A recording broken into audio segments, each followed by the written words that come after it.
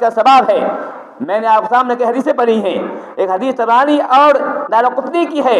اللہ نبی فرماتے ہیں ادیم الحج والعمرہ، اے لوگوں پابندی سے حج عمرہ کیا کرو، ادیم الحج والعمرہ، پابندی سے حج عمرہ کیا کرو، فإنهما ينفيان الفقر والذنوب، یہ دونوں جو ہے یہ حج عمرہ جو ہے فقر کو اور گناہوں کو جو ہے مٹاتا ہے۔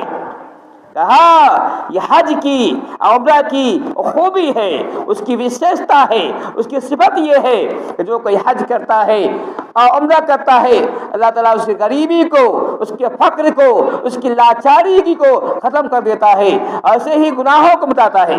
یہ حج کرنے سے گناہ مٹ جاتا ہے، عمرہ کرنے سے گناہ مٹتا ہے، جس طرح سے کما تنفی الکیر وخبث الحدید، جس طرح سے بھٹی جو ہوتی ہے لوہے کے میل کو ختم کر دیتی ہے۔ جب ہم بھٹی میں لوہا کو ڈالتے ہیں، جو لوہا سے تپتا ہے تو لوہے کے جو گندگی ہوتی ہے اس جو ہے آگ تپنے کے بعد، جلنے کے بعد اس کی جو ہے گندگی ختم ہو جاتی ہے۔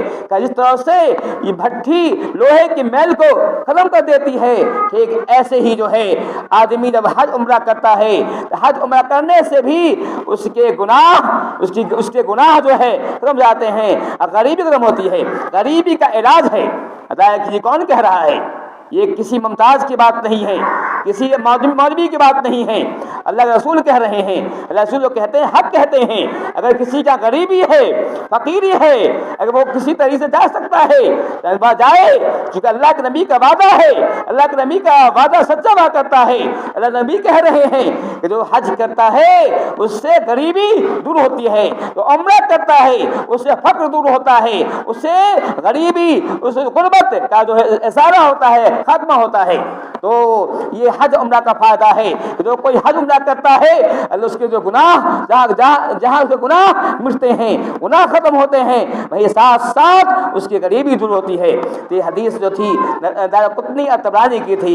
ایک اور حدیث ملاحظہ علیہ فرماتے ہیں جہاد الکبیر والضعیف والمرأۃ الحج والعمرۃ، فرماتے ہیں کہ بوڑھے آدمی کا اس طرح کمزور آدمی کا اور ایسے ہی عورت کا جہاد کیا ہے؟ حج عمرہ ہے۔ جہاد کرنا جو بہت ہی اعلیٰ کام ہے، بلکہ اسلام کا سنان ہے۔ حدیث میں بتاتے ہیں کہ صرف اسلام کا یہ کوہان ہے، یہ جہاد اسلام کا کوہان ہے۔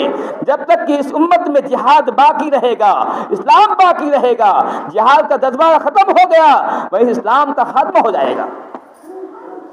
یہی وجہ ہے جب تک مسلمانوں کے اندر جہاد جذبہ تھا، مسلمان کے اندر مسلمانوں کی شان تھی، روب دبدبہ تھا، ایک اس کی پہچان تھی۔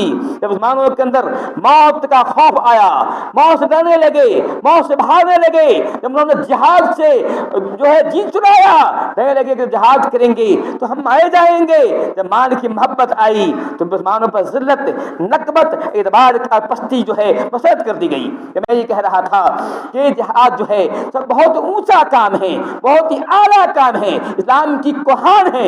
اللہ فرماتے ہیں کہ عورت کا جہاد کیا ہے؟ حج عمرہ ہے۔ جو ثواب اس کو حج جہاد میں ملے گا وہی ثواب اس کو حج عمرہ میں ملے گا۔ کہا عورت کا، ایسے بوڑھے کا اور ایسے ہی کمزور آدمی کا جو بیمار ہے، جو بہت یہ ہے جو ہے کمزور ہے، وہ صحت سے کمزور ہے، معذور ہے، ایسے آدمی کا جہاد جو ہے کہا یہ حج اور عمرہ ہے۔ ادھر فرماتے ہیں الغازی فی سبیل اللہ والحاج والمعتمر عبد اللہ۔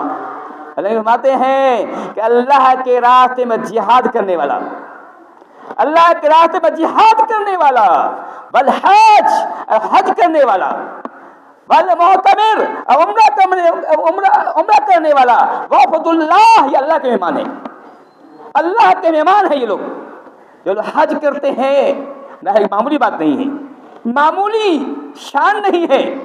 اللہ کے نبی فرما رہے ہیں کہ الغازی فی سبیل اللہ والحاج والمعتمر وفد اللہ، جو لوگ اللہ کے راستے میں اسلام کی کلمہ بلند کرنے کے لیے، کلمت اللہ کے لیے، احقاق حق کے لیے، ابطال باطل کے لیے جو کوشش کرتا ہے، اللہ کی باتیں ہیں ایسے ہی وہ لوگ جو حج کر رہے ہیں، حج کرنے جا رہے ہیں، اور وہ لوگ جو عمرہ کرنے والے ہیں، یہ اللہ کے مہمان ہیں۔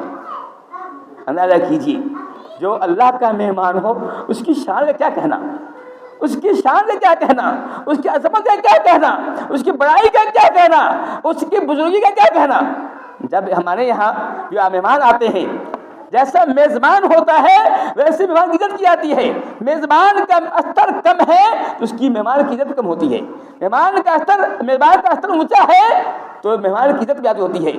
مان لیجیے جب دیکھتے ہوتے ہیں ہمارے یہاں ایک مان جائے کوئی وزیر ہے، کوئی منتری ہے، اس کا مہمان ہو، ایک عام آدمی کا مہمان ہو، دونوں کے سواگت میں فرق ہوا کرتا ہے، دونوں کی عزت فرق ہوا کرتا ہے۔ تو دنیا کا یہ معاملہ ہے، تو اللہ کی نہیں باتیں ہیں، اللہ کی نہیں باتیں ہیں کہ جو لوگ جہاد کرنے والے ہیں، جو لوگ حج کرنے والے ہیں اور عمرہ کرنے والے اللہ کے مہمان ہیں، وہ لوگ خوش قسمت ہیں، کیونکہ اللہ تعالیٰ نے موقع عطا کیا، کیونکہ اللہ نے موقع دیا کہ اللہ کے گھر کی زیارت کرے، اللہ کے گھر کا طواف کرے، عمرہ کرے، حج کرے، وہ لوگ خوش قسمت ہیں، وہ لوگ واقعی سعادت مند ہیں۔ اللہ تعالیٰ ہمیں بھی ہر ایک کو یہ موقع میسر کرے کہ ہم بھی وہاں پہنچ جائیں، اگر نہیں پہنچ سکتے ہیں تو دعا کریں کہ اللہ تعالیٰ ہمیں اس کا موقع عنایت کرے کہ ہم بھی تیرے گھر کی زیارت کر سکیں، تیرے گھر کا طواف کر سکیں، ہم بھی صفا اور مروہ کا سعی کر سکیں، ہمیں وہ جو ارکان جو ادا کیے جاتے ہیں ہم ادا کر سکیں۔ تو میں کہا اللہ کے فرماتے ہیں کہ جو لوگ جو حج کرنے والے اللہ کے مہمان ہیں۔ اب سوال اٹھتا ہے کہ